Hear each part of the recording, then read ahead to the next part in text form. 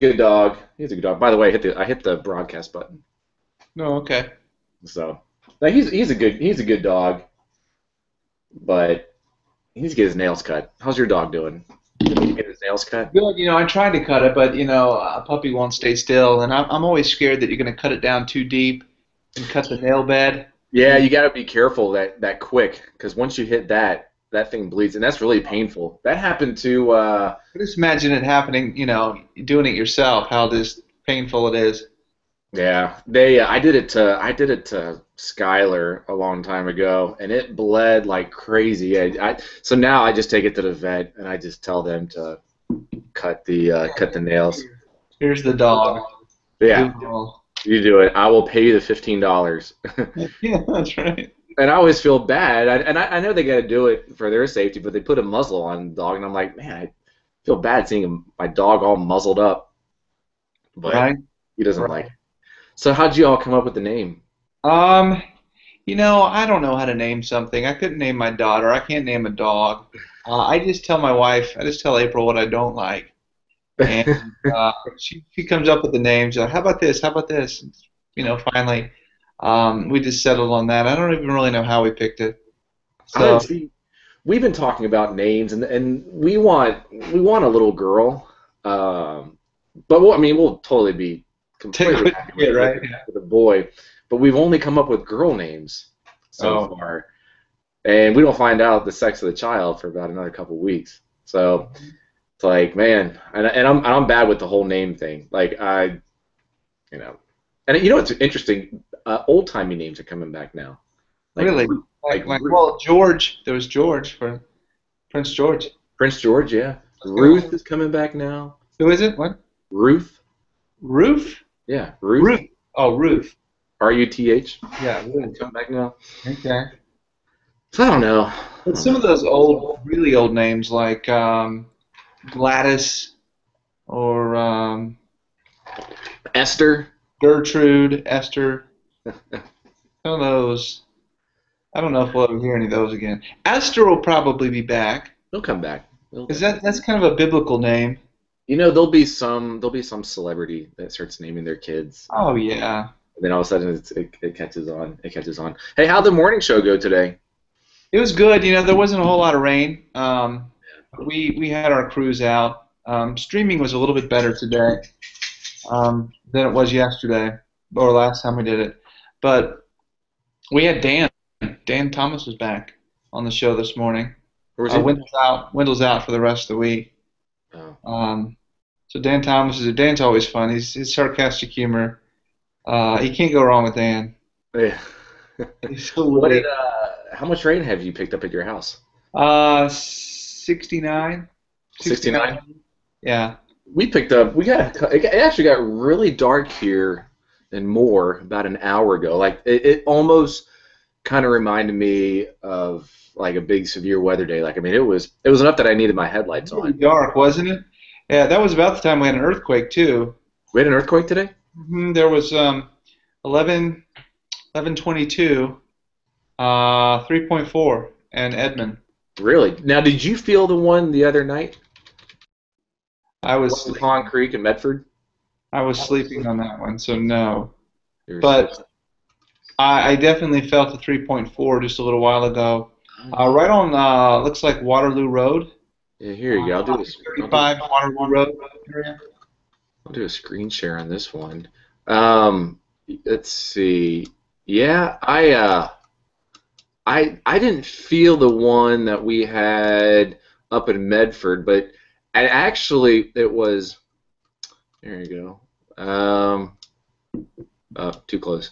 The earthquake that we had west of Pond Creek a couple nights ago. The first one that I heard it, or the first people I heard it from was Tulsa National Weather Service, and then the National Weather Service in Wichita quickly chimed in. And those are two offices that usually don't feel them. And then people in Wichita started going crazy about it. So That was the 4.3, right? is that what it turned out to be? Yeah, 4.3. 4.3. I think initially it came down as a 4.0 and then went 4.3. It always seems to be these specific areas. There's that, I guess they call them swarms, one near Liberty Lake in Guthrie, and Yep. and then around Lake Arcadia, which is kind of where this last one was here at 11:22 this morning. Um, but instantly, everybody from kind of north side, Edmond, Guthrie area, Arcadia area, were all chiming in that they felt this one. So this one happened just east of I-35, right over Logan County. 3.4, 4.9 kilometers deep. You know, um, I like how we still. This is where things can get confusing sometimes. Having to About a break little down over the 3 metric system. miles. And I talked to the USGS in Colorado a few weeks back because I was looking at the depth of injection wells, how deep the injection wells were, and they average 2 and 3 miles deep. And so I thought it was interesting the parallel how that's really where our earthquakes have been at 2 and 3 miles deep. However, the geologist that I talked to, the seismologist, out of state. This guy was in Colorado, not an Oklahoma seismologist, which I think is significant, by the way. Hmm. Whenever you talk to a seismologist somewhere other than Oklahoma, he was saying, countrywide, earthquakes tend to average at about 2 to 3 miles in depth. Usually, the smaller ones are 2 to 3 miles. The bigger quakes tend to be a little bit deeper for whatever the reason. So there was no way to be able to compare and say, well, look, this is definite proof that it's the same depth as an injection well would be. Um, and so you can kind of throw that out. Interesting. If you look at all the earthquakes today, Oklahoma's had the strongest one, 3.4. The ones in California have only been at 2.6, We've 2.7. more than doubled California this year in 3.0 or greater quakes. Now That is, look at the depth of these ones in California. I mean, the one in New Mexico is roughly the same depth as the uh one here, but then look at that one, 19.4 kilometers deep. I mean, I'm not seeing that one. I see 2.8, 2.9, 2.7. on the Oh, right-hand no, no, no, side. no. Those are the magnitudes. No, the depth on the right-hand Yeah, side. yeah, yeah. I was 19. looking at the wrong. Okay. Yes. Okay. Yeah. They've been pretty deep. All right. Let's see what's happening on the mesonet. Let's see what's rainfall. Hey, Jonathan, how you doing? Jonathan and I were talking Up. about the rainfall amounts. We're not so sure, Damon, that this 3 and 4 inches is going to happen. Well, you get tonight. So here we are right now. Metro, 1 inch, about 1 inch. Norman. I guess it depends on, if you look at the HER. Well, look at the zero Z euro doesn't have zero Z euro is verifying to a T right now. It doesn't have the heavy rain coming in till after midnight, and it has Yeah. a band of 2 inches for Oaks. So if you prescribe to the euro, yes. Let's see here. No. I know there are certain things in life that you just feel wrong going against, and going against a euro seems to be one of them. See, it still has, so this is the HER, still has us, this is 8, I mean, this is basically, it has this thing wrapping up a little after midnight tonight. Let's see what the HER breaks out precipitation-wise. So the HER breaks out 2, 3, I don't know. Y'all seeing this? Yeah, what is that? It's hard to. We can kind of see it, but what's it putting out there That's in the the middle? HER. That's the HER. It's breaking out 2 inches for the metro. Okay. And it looks One like a point. 6-inch band. Is that 6 inches? Just Yeah, the deepest little convective band? Where is that? that would be right in northwestern Oklahoma County, right by you, Jonathan, Piedmont. Giddy up. Well, Break out. it's interesting. All the models have been saying that the back edge of this is going to have the greatest convection potential with it, which is kind of unusual, I think, for an upper level low, wouldn't it be? In the Uh, summer. What's In the that? summertime you can get some different. Now in the winter, well, in the wintertime sometimes when you get that wraparound snow. Deformation zone. I can kind of pick up. Let's see here. So this is, what time is it right now? Let's see. All right, so we're looking at, so that's supposed to be right now. This is the wharf. They kind of swing that stuff through, and yeah, I mean, let's see here. That's the wharf. So the wharf has a pretty tight gradient from Cleveland County to Oklahoma County. Well, we got like 1 inch in Cleveland, which that's already verified. And then you got northern Oklahoma County about 2 inches, with basically from east of Alfalfa County down to Stillwater, some little pockets of 5 inch. Okay. What do y'all think? Let's while we're getting this going, let's do for those that are listening, let's do a Q&A. Okay. I can open that.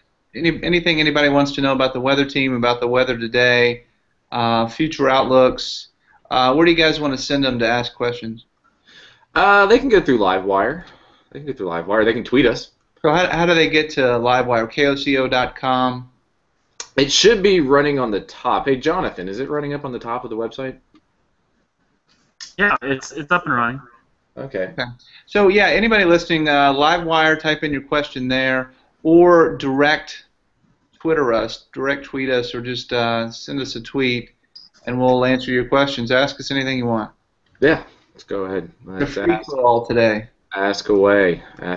So Danielle's usually pretty busy. You know, Danielle can jump on here from time to time, but she's always working on stories at about noon. Seems to be when photogs are most available. So she might be able to jump on, she might not. She's still there though. She's still here. You know, this is incredible that, you know, today forecast high. I think, Damon, I went 73. I think you had 72 down. The only reason why I put it up to 73 is because that was the midnight temperature. Yeah. I thought, well, nice. usually it'll go down as maybe 73 because I don't see it getting any warmer. No. But that would tie the record for today. Record low, high temperature. It's always hard to say. It's hard to mention. What's maximum temperature? I just say the coolest high temperature. Yeah. There's so many records that we have for every single day, and a lot of times, you know, we focus on the mid-low, the coldest low temperature, or the hottest high temperature, but then you have your warmest low temperature and your coldest high temperatures in there, which that seems to get, you know, it's not translated well on air as easily as saying record low or record high. Exactly. I know, but yeah, but we definitely have those. So hey, I got a nice little downpour coming over here right now. Yeah, I've got the. It's pretty small. That's just that little piece that just came right out of Newcastle, and then you got a big break right back towards you right now. But you know, it continues to kind of develop on the south end. Almost training characteristic. But if you look back just south and west of Oklahoma City, Chickasha, it doesn't look like Chickasha is going to get a rain for a long time. Anadarko. I'm back. How is this going to help the drought? So the drought monitor comes out tomorrow, right? This is not included. I spoke with Gary McManus, state climatologist, and he says the cutoff for the Thursday U.S. drought monitor update is 6 a.m. Tuesday. So any rain that occurred from yesterday morning at 6 o'clock through now is not included in the drought monitor this week. So if you really basically do a 24-hour rain total, like if you go to the Mesonet, and we're off by a couple hours there, but you can't do it as of 6 a.m. Tuesday. So if you do a 24-hour rainfall, all that rain and here in western Oklahoma, like 24-hour rain totals, like inch and a half in western Oklahoma. None of that is included in this week's drought update, but next drought update it will be. So yeah, there was another earthquake. This one after that first one, we went from 3.4 to a 3.3. So I guess that's an aftershock, but that wouldn't have been at. Let's see. My quake feed's not working quite right. Got a Quake feed. Is that what you all have in Edmond now? Well, I use the app and it sends me a text alert. Now, it's, So the second one was at 11:46. It usually takes about 20 minutes, but that was a 3.3, centered right across the interstate, so I had to. mile away maybe. I have the earthquake app, and it would alert me on every earthquake. Oh yeah, there it is right there. So I had to disable the notifications on it. Hey, by the way, just looking at this right here, I pulled this up. This is Canton Lake, 25% full. That's 5% increase in the last month and a half. Well, that's can you look at the hourly like from today? Does it? Yeah, let me. So here you go. So elevation. Sometimes the trickle down effect takes a little while. So yeah, it hasn't really gone up anywhere from today. And inflow. I'll go to precipitation. I mean, you can see the little jump up right there. So Canton Lake's getting some water. 25% full. That's a big improvement. I'll go ahead and show this. Just they haven't released anything. How about Lake Altus? What was it last time we looked at Lake Altus? Let's see here. Altus. There you go. Right now, it's at 11.76. I think it's gone up just a little bit in the last. Okay. I'd like to find out how long Lake Luger or Lake Altus there, I guess it has two names, has been empty.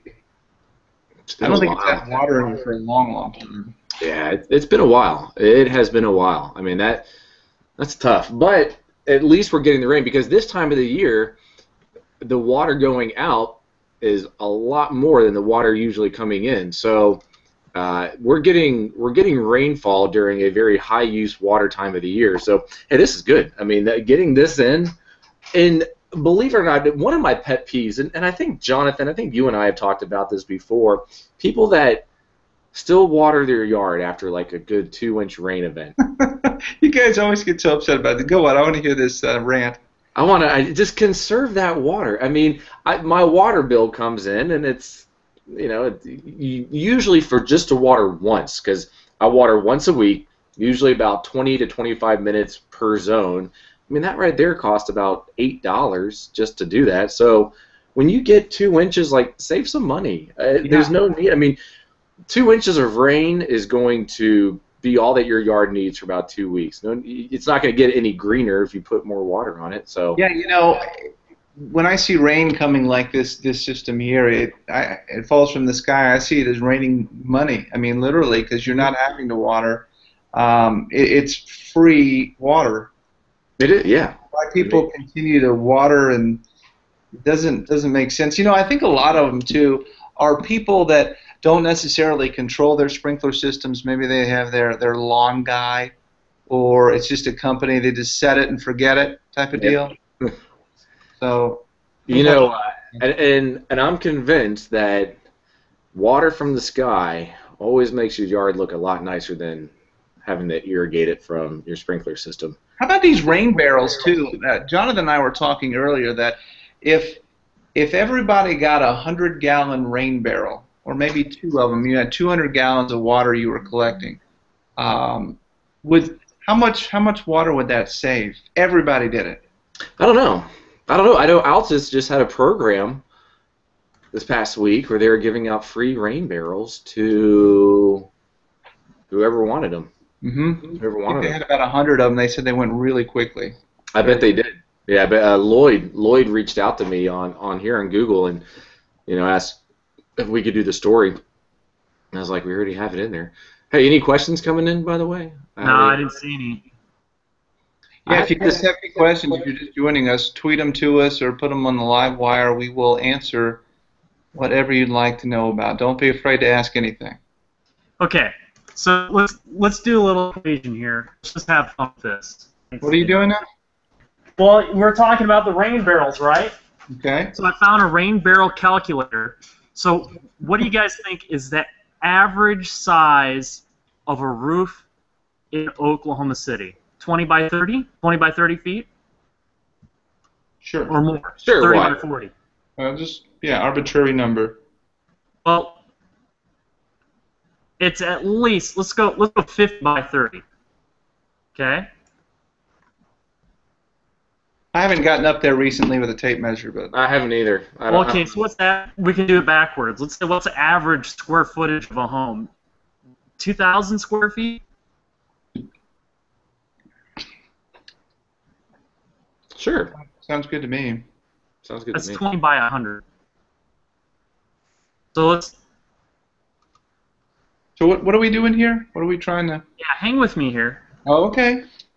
So, hold on, 40 times 50.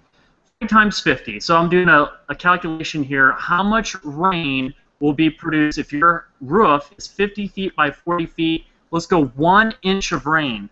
That's 1,250 gallons. If you have two 100-gallon barrels, that's only 200 gallons. You only capture a small fraction off of an inch. Let's say today we're going to get 3 inches of rain on that same roof.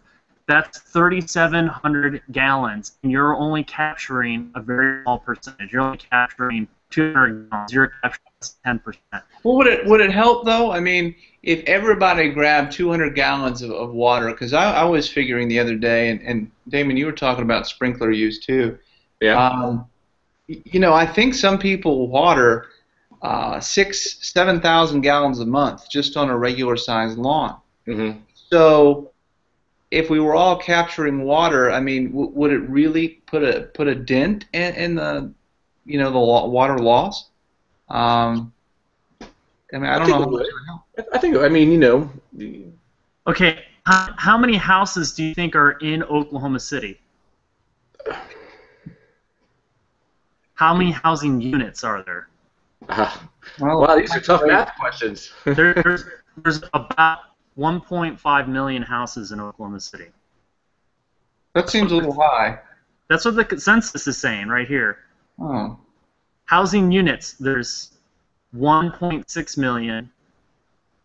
Ownership rate, 67%. Housing units in let's just say there's a million.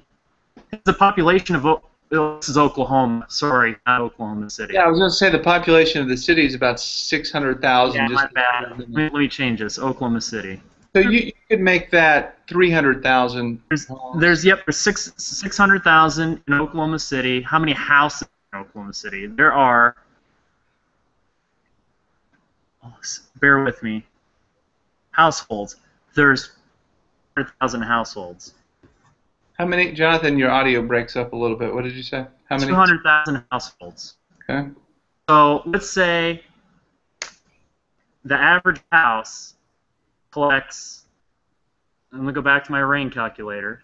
You have a 50 by 40 foot house. Jonathan's really getting into this. We're at 1,250 gallons. He is determined. He's gonna. How many? Times 200,000 homes on a 1-inch rainfall. I can't even count the zeros. Yeah, it's going to be a lot of water. But, look, what I think is really interesting too. Did you know that I was talking to Jonathan about this earlier? That on the west side of the Continental Divide, when I lived in Colorado, it was illegal to capture your own rain. You did not have water rights. You do not have water rights to capture your own rain. The theory is all of that rain is promised to somebody else, that it's not yours.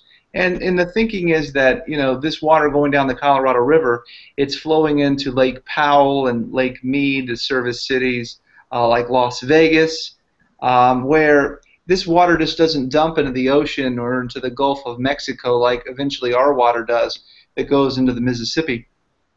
So all that water is promised to somebody else, that it's not yours and you are not allowed to capture it.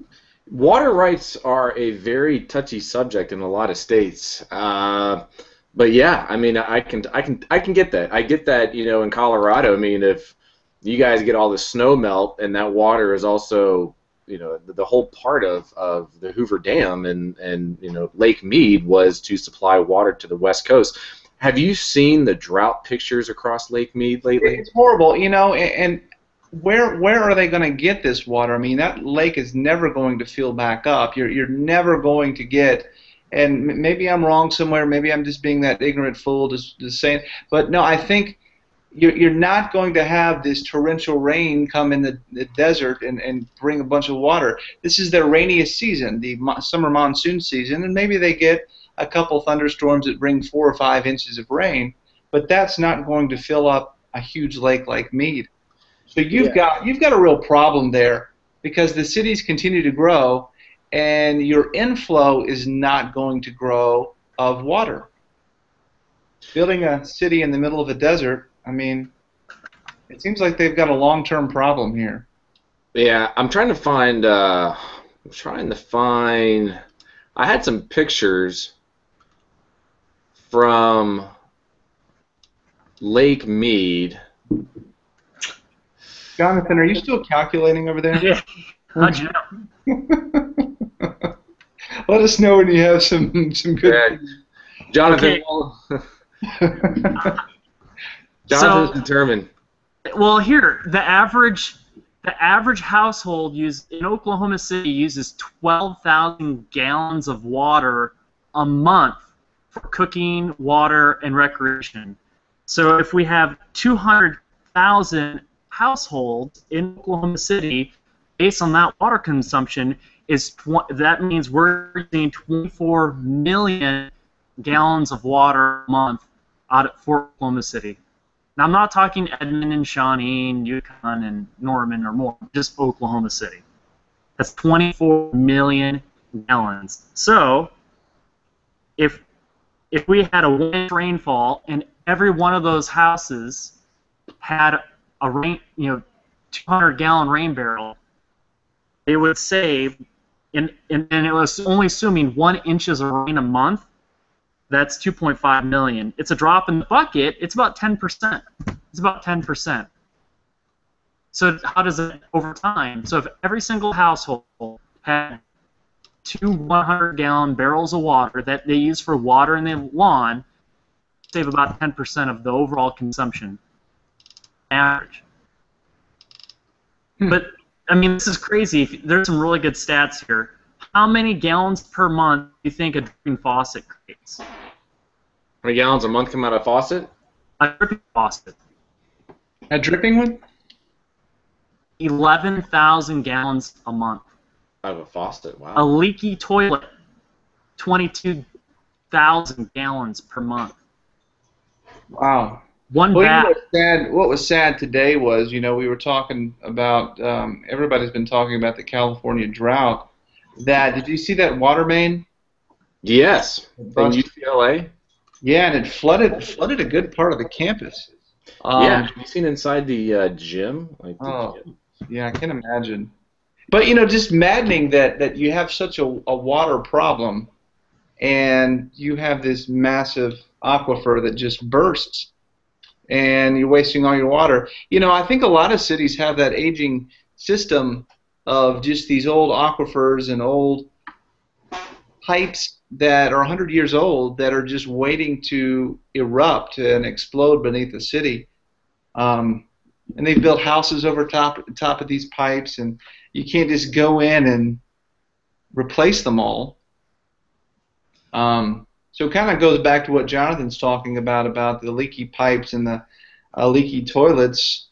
That the older your infrastructure, the older your home gets, the more water, and the older your city is, the more water can potentially be wasted. So let's bring this full circle. We brought this up, and the comment was how much it irritates us that people are watering their lawn after a rainfall, right? That extra water from your sprinkler is really going to help your lawn, so you're just throwing away water. And my problem is that we have a finite, it's not infinite. We have a limited amount of water. We cannot make any more water. There's only so much water in the world, over the United States. And there's a whole hydrological cycle, and we can only create drinkable or potable water so much per day. And we have the cycles of the droughts and all that. There's more consumption, more people. I get so frustrated. You see people just watering their lawn when it's 95 degrees, winds are blowing out of the south, and half of that water is hitting their lawn. Yeah. Just to have a green lawn. Well, the Continental, other side of the argument too would be, you're right. We're not creating more water, but we're technically not losing water either. We're just not getting it to the right places because, sure, you're putting water on your lawn. It's eventually put back into the water cycle. Just especially the deep south or the southwest problem, there's not a shortage of water in the world. There's a shortage of clean drinking water and water where it needs to be. You can't really pipe water uphill so easily. That is obviously very difficult. And of course, desalination. If you live along the coast, it's always crazy that you may have a water problem, but then there's the coast that's just full of infinite amounts of supply, it seems. But desalinating it and making it usable. Here's the deal is, we live like kings lived 200 years ago. 200 years ago, 300 years ago, only kings could take a shower. And here, look at the attitude of people. I'm going to stand and take a hot shower for 40 minutes.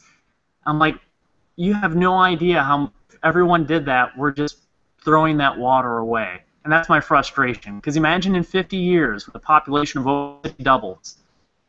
What are we going to do?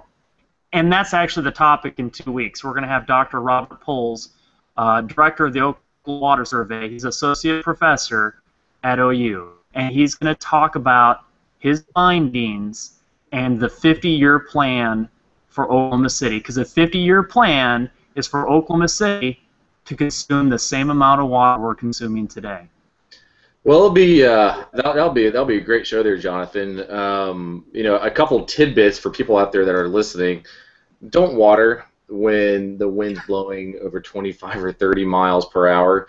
I can't tell you how many times I drive down this street and I see sprinkler systems that are on, but the water is getting pushed into the road. And also, an interesting thing is, I thought that a lot of people probably knew this, but apparently there are still many people out there that don't. At the end of our growing season, our grass begins to turn brown. It goes into its dormant mode. It's not dying, but yet I have seen some people, at least in my neighborhood, that think that the grass is dying because it's not getting enough water. So then they start turning on their sprinkler systems when we're having low temperatures of about 35 degrees. And it's like, no, your grass is not going to turn green all of a sudden just because you put water on it into the growing season. Fescue. I've noticed, there are some places out across the state that have some fescue grass growing, which does really well in the shade, but it takes a lot more water. There's a reason why a majority of the homes out here have that Bermuda grass. It is very drought tolerant, and so it's almost impossible to kill without some form of putting down some chemicals on it. So don't, water smart. That's what it is. Don't water often. Water smart. Well said, Damon. Brad, how's your grass doing in the new house? Well, I fortunately haven't had to water. I mean, this summer's been great. Last July it seems like we had a really wet summer. I think we had that 9 or that 10-inch July.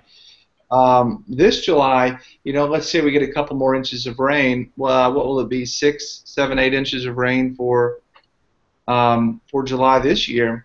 Which is great. I mean, it's keeping the temperatures down. 100-degree day so far. Who won that contest, by the way? What contest? What was Danielle?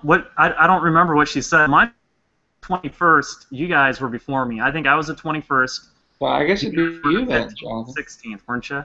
I think I went 15th. And Brad said, you said 16, didn't you?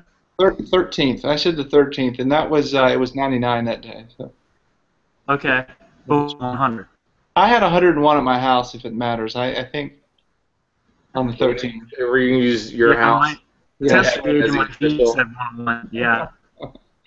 But if this we're 3.7 degrees below average for the month of July right now, and that would make it the 10th coolest July, or the coolest July in 10 years, on average for Oklahoma City. I'm not surprised by that because the last decade, July has been a scorcher up until really this year and last year. 2 years ago, we had a couple 100-degree days in there. Back in 2011, the entire month was 100 degrees. except I think maybe 2 days, which we hit like 98 or 99. So I'm not surprised. There's 3 days. There's 3 days. Yeah, I blogged about it just a few days ago. What was the coolest high temperature we had in July of 2011? Was it like 96? I'll look, but I know the average high for July 2011, if you take all the high temperatures, I think the average high was 103. Yeah, 102.5. Yeah. Spot on, dude. Sounds like a radio plug. I know. 102.5. So you're Well, it's certainly not happening this year. 96. July 20th, 2001, the lowest high temperature that month was high of 96. High of 96. 40 in the 90s. 98, 99, 99, 96. Ugh. I can't tell the difference. They say, well, since it's so cool across the nation, what does that mean for our fall and our winter? I'm sure you guys have heard that question in time or two. Yeah. All meteorologists do. You know, and the simple answer, anybody that will give you a forecast for the fall and the winter, you should stop listening to them immediately. I think, the way that I look at it, when you're in a drought, you just keep forecasting a drought until Mother Nature changes. We've been in this very trophy pattern since the winter time. I can't imagine it's going to be hard to not want to forecast what's happening right now. It's very much a persistence forecast that we're just going to have to go on. El Nino is kind of being weird right now. A lot of people kind of said, "Oh, this could be an El Nino winter," and now it's not so much a guarantee. Yeah, these cool air pushes continue. You're right, Damon. I agree completely with you that these are the same weather patterns we had all winter long, where we would get that big cool push. They would call it the polar vortex. No. And technically, nothing's changed. You could call this the polar vortex too, I guess, if you wanted to. Jonathan's appreciating that. Surge south. People on the East Coast. What is Jonathan doing? He's flipping out. Say polar vortex one more time. Yeah, if you really wanted to be ridiculous about it. You know what? There's much, and this is hard for us because the last 2 months worldwide, this has been the hottest May and June on record worldwide. But for the nation, it's probably one of the cooler ones. Yeah. Goes to show you that because what's happening outside your window doesn't mean that it's happening all over the place. Funny thing about the whole polar vortex thing, and I read this about the financial ramifications that TV stations and newspapers and all that have been bringing in because of using the word polar vortex. While in the weather community we don't like it, it's one of those words that people just associate cool weather with, and so there's a financial aspect to it in which using the word polar vortex seems to help some of the larger TV markets up in the Northeast, Boston, New York, Cleveland, Pittsburgh, Philly, all those. It seems to actually help bring in extra money for them. They found out, so I wouldn't be surprised if they stop using it. They'll probably be using it a lot for the next year or two until we get kind of sensationalism that certainly goes along, and people can't let the weather speak for itself anymore. It has to be bigger. It has to be streets now have to be rivers when it rains. Everything is the worst outbreak possible. Ridiculous. Yeah. It drives us mad. And Jonathan, I keep looking behind you. I'm trying to figure out what we're looking at. Is that what's that? Chris Lee, what fast unit 2? 5. I forget. 5. Yeah, he's on a story, I think, up near Hennessy. There was a chemical spill. Oh. We've been streaming his video for weather-related purposes, but that's his brand new chase truck. He just got a new truck, and so he was wondering. There's all these antennas. They cut holes in the roof. He was hoping it wasn't going to leak today. He had about 20 holes put in his roof. Chris's new vehicle to me looks a lot like one of those OHP vehicles, the highway patrol SUVs. He's got the cop-looking wheels on it. He doesn't have any fancy rims. He's got kind of those police-style hubcaps on it.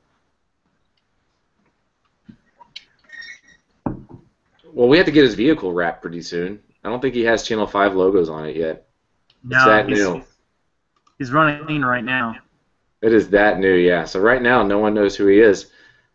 It's kind of funny every time, like, um, people see a Channel 5 vehicle driving up and down the road. Everyone always says, "I saw Chris Lee. I saw Chris Lee today." And we have about ten news units, but everyone that I always bump into associates a vehicle that says Channel 5 on it, and they automatically think it's Chris Lee in it driving. You know, now that I'm looking at the radar, it looks like for the afternoon we're going to have a bit of a break here in the next hour or so. Yeah, it's kind of lightening up a little bit. Yeah, it looks like a dry afternoon. What are your thoughts on the 2% tornado contour for southwestern Oklahoma? Probably like a little. Let's see here. Did that just come out, Jonathan? I don't know if it was from earlier. I saw it. I don't know if it was with their, the morning forecast but they have it right now. SPC 2%. I know low-level direction shear looks really good. NAM says there's some instability. It's 70 degrees down there. So Yeah. there's mixing or like a little dry slot, and there's dry slot convection in the afternoon. I don't know, but 2%. I noticed that yesterday that there was going to be some little bit of energy kind of building up down there. Surprised that they put it 2%, but getting a low wrapping around, I guess it's possible. Again, it just goes back to show you how unusual the summer is. Nothing's for sure in weather, right? Who was it? Well, a lot of people say that there are no real absolutes with weather. When you're absolutely sure, it's probably not the case. Well, our job would be pretty easy if it was absolute. Right? Yeah. I agree completely. It'd be pretty simple. Yeah, right now, if I just look at, let's do a quick check of, let's see here. Oh, there's that 2%, by the way, if anyone's looking at, let me do a screen share. And, oh, wait, I got Brad in my screen share. How did I get Brad in my screen share? Good point. Good question. The screen share can be kind of funky sometimes. Like, it doesn't exactly, there we go. All right. Okay, there we go. Well, climatology would favor, at least kind of a couple funnels. And I think probably after what they had in Colorado and what this system did in the plains, was it 2 days ago? You gotta get, you might get some little funnels that are spun up out of this thing, perhaps. Really, you got to really get this stuff going convection-y, though. It's. I don't think there are any lightning strikes in the state right now. No, you're right. Maybe if you get a little break, a little sunshine, possibly southwest Oklahoma, maybe you get some convection. Yeah, you might. Let's see here. Yeah, that's gonna be tough. Air temperature right now, 70s down there, low to mid 70s. Some of the models try to pronounce some 80s. Altus, Frederick, Mangum. Just remains to be seen if that clears at all for a little while. And I think that would be more of our flash flooding concern too. If we start to get some convection, that stuff swings in here. But these rain rates that we have now, nobody has to worry about flooding. No, but there'll be some ponding out there. This map is kind of deceiving right here because it looks like there's a ton of dry air in western Oklahoma, but the color table that they have has brown for dew points of 64, and then notice how Woodward has a dew point of 66 and it's in that brown shading. It looks really dry. And then you have 69-degree dew point and it's in the green shading. But you can definitely, at least see where the higher moisture is down right along the Red River. Yeah, it's just sucking all that. What are the dew points like in North Texas? Let's see here. Let me go down towards Wichita Falls or Abilene. Uh-oh. How far? Does that extend?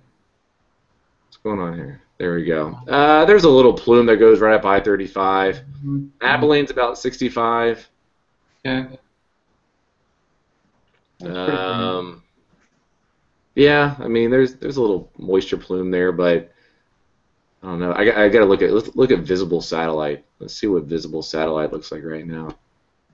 Oh, this one clearing down in Texas, Hey, down around Lubbock. look at those Q going up there in the panhandle of Texas. Those look kind of convective-y. Yeah, there's some stuff out there. I don't know. I'm sure Jeremy Carter will be out there chasing if he. Does that guy work, or does he just look for an excuse not to work? That might be the hardest working guy I've probably ever met. He is. Well, he's Is. got that YouTube video of him hammering. Have you seen that one? No, I haven't. Awesome. Just Google or go to YouTube. Anybody listening, and do it. We type in Jeremy Carter. He doesn't use a nail gun. He puts on his own roofs, and he's the fastest. I mean, he's incredible. Yeah, he came by my house to look at my roof damage after the tornado, and he was telling me that he doesn't use a roof gun. He still does good old hammer and nail. He's just as quick as somebody with a roof gun too, though. Is he really? Yeah. One hit, bam, bam, bam, the shingle's on. It's crazy. Yeah, all you got to type in is Jeremy Carter Roofing, Jerony, Carter, CTR Roofing. He's the very first one that comes up. And yeah, he puts one nail in, taps it, and hits, and he's faster than a nail gun. Yeah. Impressive. That is I'm having a hard time getting out of my screen share, by the way, if you all can't tell. I apologize. No hard feelings? We're good. I don't know what to do here. Well, I think your time's almost running up. Anything else you guys want to add? No, I don't think so. We'll just keep watching this rain, I guess, and almost napping weather. It is. It really is. I napped well. My wife has been doing what the? I apologize. I don't know what my screen share is doing. I haven't turned my camera on. I give up on this thing. I've been. Usually it's a simple. Usually it's simple. Anyways, my wife has been working early in the morning, and so she's been closing all the drapes. And I wake up at about 8:30, and 8:30 looks like about 2 a.m. inside our bedroom. And so this morning it was even darker, and I could have slept all morning long. It was a good day to do that. Good day to do that. Brad, this is good napping weather for you in the afternoon. You gonna go to sleep? Well, you know, my daughter's back, and I've got to go get her in just a minute. And I don't think she knows how to play by herself. Well, that's why you all got a dog. Well, she still wants me to constantly play with her. You know, I love playing with her, but there's a point where I would like to take a nap. I just don't know if it's going to happen. That should be a game that you all play. See who can stay quiet the longest. Yeah. She lasts about 4 seconds. She'd be like, all right, I give up, Dad. You win. Yeah, she wouldn't like it. That is too funny. That is too funny. Jonathan, anything you want to add? Nope. How's Chris Lee's stream looking in the back there? It looks pretty clear. Yeah, it looks good. It looks like they're doing. Obviously, shooting B-roll or trying to get someone on the phone, or I saw him in person, but it's up in rural Kingfisher County, up near Hennessy. What's he getting, about 15 frames per second? A little less? I can't tell. It actually looks good enough on such a big flat screen. You know, looks really good. Okay, good deal, good deal. Well, I guess it's time for me to take a shower and get ready to come into work. So my day is just beginning. Brad, yours is, you have a lot of relaxing to do this afternoon. Well, I'll try to. I do have to admit, on my way home, I was coming, drove through 6 or 8 inches of water, and my vehicle just stalled out on me for a second. Oh, man. Man, I can't even handle 6 inches of water. Turn around, don't drown. I guess. Brad. Don't be a dud. Stay out of the flood. And don't be a dud.